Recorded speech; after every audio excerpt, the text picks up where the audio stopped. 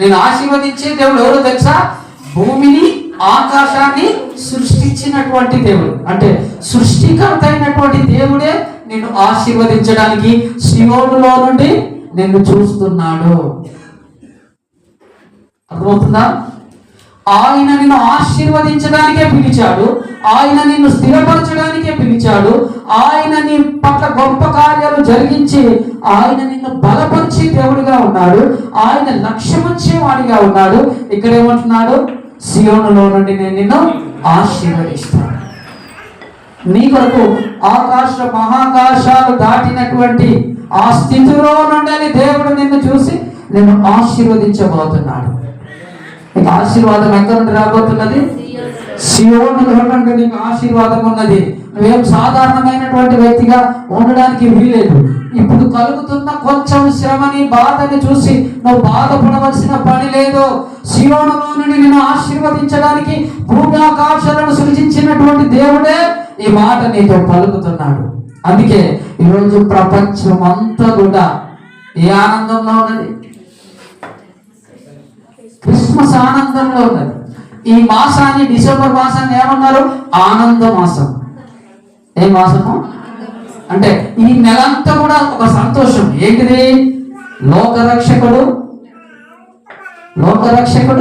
పుట్టినటువంటి నెల కనుక ఈ నెలంతా చెప్పాలంటే యూదులు నవంబర్లో నుండి ఈ ఆనందాన్ని సెలబ్రేషన్ చేసుకుంటూ ఉన్నారు. ప్రపంచమంతా కూడా క్రిస్మస్ ఆనందంలో నవంబర్ నుండి జనవరి వరకు సంతోషంతో గడిపే సమయం ఇది. నువ్వు ఇప్పటి వరకు నీ బాధని, నీ కష్టాన్ని చూసుకుంటే ఈరోజు ప్రభు నీతో అంటున్నాడు, నువ్వు ఏ మాసంలో ఉన్నావో తెలుసా? ఆనంద మాసంలో ఉన్నావు, సంతోష మాసంలో ఉన్నావు, సెలబ్రేషన్ చేసుకునే మాసంలో ఉన్నావు. కష్టాలు లేవని చెప్పట్లేదు, ఉన్నాయి, కానీ కొంచెం కాలమే. అన్నిటిని చూడకు, శాశ్వతమైన ఆశీర్వాదాన్ని ఇచ్చే దేవుని వైపు చూడు. శాశ్వతమైన ఆశీర్వాదం నిన్ను స్థిరపరిచే దేవుని వైపు చూడు. కాబట్టి నువ్వు ఎలా ఉండాలి? నీ కుటుంబం ఎలా ఉండాలి? నిన్ను పిలిచిన వాడు ఎలాంటి వాడు? భూమి ఆకాశాలను సృష్టించినటువంటి సృష్టికర్త అయిన దేవుడు కనుక ఆయన పిలుపును బట్టి, ఆయన మాటలను, ఆయన ఆజ్ఞలను, ఆయన కట్టడాలను అనుసరించడానికి నీవు సమర్పణ చేసుకొని దేవుడి సన్నిధానానికి నడిపించబడినటువంటి వ్యక్తి కనుక నీ జీవితంలో తప్పకుండా ఆశీర్వాదం ఉంటుంది.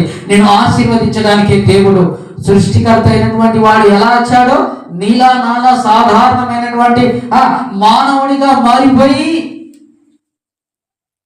మనని రక్షించడానికి లోకాలను సృజించిన దేవుడు లోకరక్షకుడిగా ఈ లోకానికి వచ్చి నీ పాపాన్ని, నీ శాపాన్ని అంత తొలగించి పరిశుద్ధమైన మార్గంలో, పవిత్రమైనటువంటి మార్గంలో, పరలోకంలో నిన్ను ఆయనతో పాటు సహవాసంలో స్థిరపరచడానికి ఈ లోకంలో నీ కొరకు జన్మించినటువంటి మాసంలో నువ్వు ఉన్నావు.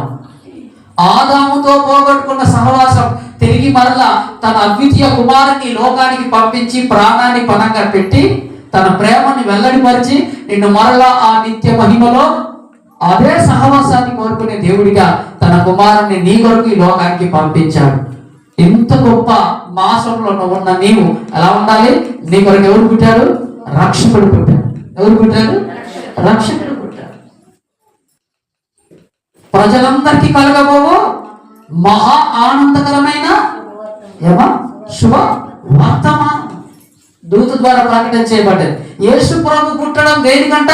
ఆనందాన్ని ఇవ్వడానికి, సంతోషాన్ని ఇవ్వడానికి, స్థిరపరచడానికి, ఆశీర్వదించడానికి, పాపాన్ని, శాపాన్ని తొలగించడం మాత్రమే కాదు, నిన్ను సియోనులో స్థిరపరిచే దేవుడిగా, ఆయన సహవాసానికి నడిపించేవాడిగా ఉన్నాడు.